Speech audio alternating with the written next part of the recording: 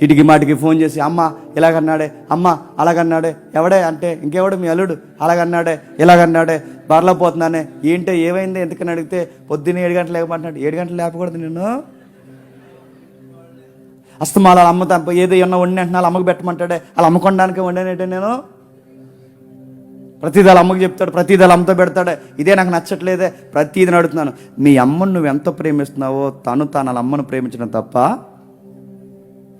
మీరే సగం గొడవలు ఎడేస్తున్నారు. నేను అడుగుతున్నాను, నువ్వు మీ అమ్మని ఎంత ఇష్టపడతావు? ఆయనకి వాళ్ళ అమ్మ అంటే ఇష్టం ఉండదా? నీకు నీ బంధువులు అంటే ఇష్టం ఉన్నప్పుడు తనకి తన బంధువులు అంటే ఇష్టం ఉండదా?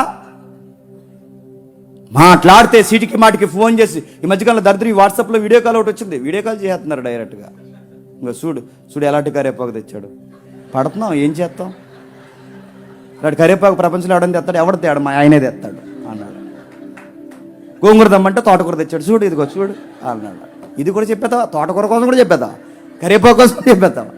నీ భర్తను నువ్వే అర్థం చేసుకోకపోతే నేను అడుగుతున్నాను, వేరొకరు అర్థం చేసుకుంటే అయిపోయింది కాపురం ఇంకంతే. నీ దగ్గర దొరికిన ప్రేమ, నీ దగ్గర దొరికిన మనశ్శాంతి, ఇంటికి వచ్చేసరికి నీ దగ్గర దొరికిన నెమ్మది వేరొక దిక్కున దొరికితే నీ కాపురం ఏమవుద్ది? మంట కలిసిపోద్ది, నువ్వే పాడు చేసుకుంటావు.